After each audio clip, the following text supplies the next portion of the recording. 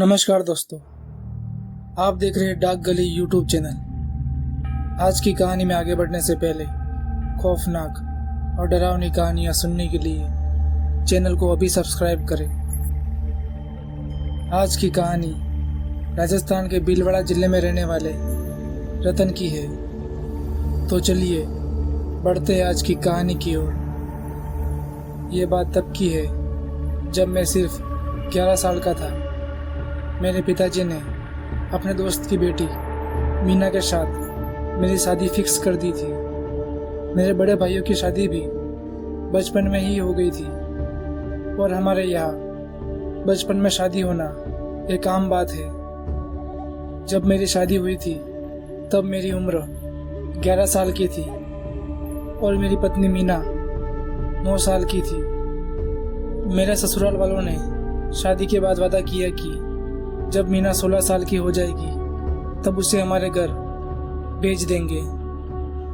मीना और मैं बचपन से एक दूसरे को जानते थे और शायद हम दोनों एक दूसरे को पसंद भी करते थे। मैं मन ही मन मीना को बहुत प्यार करता था और शायद मीना भी मुझे बहुत प्यार करती थी। मैंने सोचा था कि जब मीना हमारे घर रहने आएगी तब मैं उसे दुनिया की सारी खुशियाँ दूंगा। उसे कभी भी किसी बात की कोई कमी नहीं होने दूंगा। लेकिन शायद किस्मत को कुछ और ही मंजूर था। जब मीना 12 साल की थी तभी एक रोड एक्सीडेंट में उसकी मौत हो गई। मेरी तो मानो दुनिया ही उजड़ गई हो। मुझे मीना के सिवा कुछ भी नहीं सूझता था। मैं पूरा दिन उदास बैठे रहता था। लेकिन वक्त के साथ वो जख्म भी बढ़ गया। अपनी आगे की पढ़ाई करने के लिए मैं मुंबई चला गया। मैंने मुंबई में ही पढ़ाई करके जॉब करना चालू कर दिया था। इसी बीच मुझे अपने साथ पढ़ने वाली लड़की काजल से प्यार हो गया था। मैंने काजल से अपने प्यार का इजहार किया तो मुझे पता चला कि काजल भी मुझे चाहती है। हमने मंदिर में जाकर शादी कर ली थी। मैं काजल को शहर की भागदौड़ से दूर ले जाना चाहता था। मुंबई में रहकर मैं उसे कभी टाइम नहीं दे पाता था।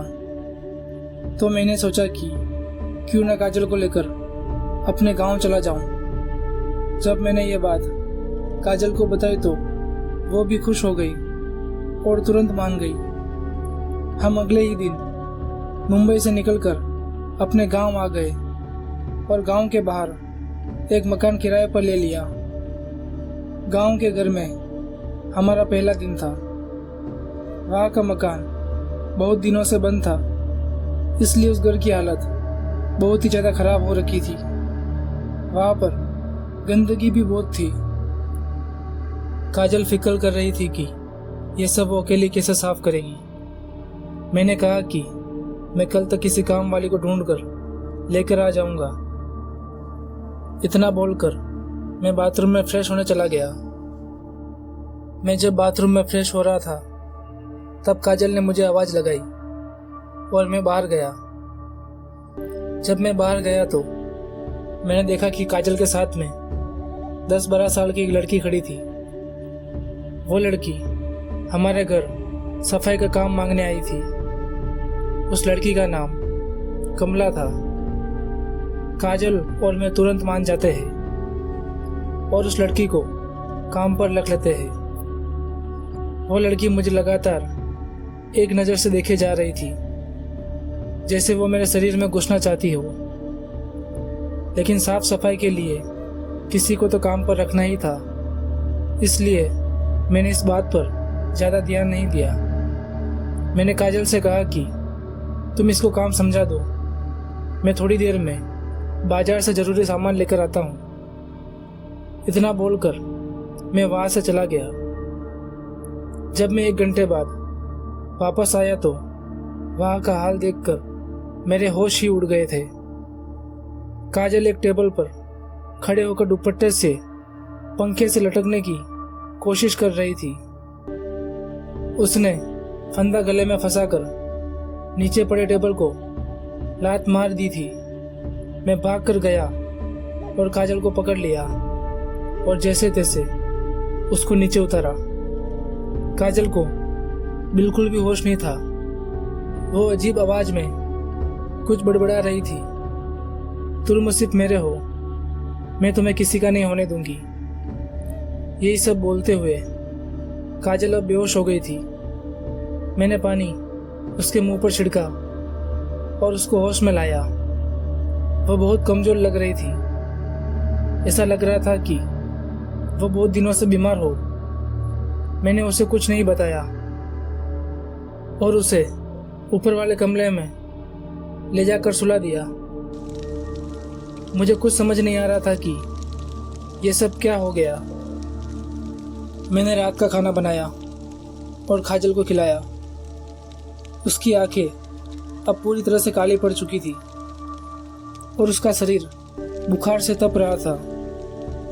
वो अब और भी ज़्यादा कमज़ोर लग रही थी।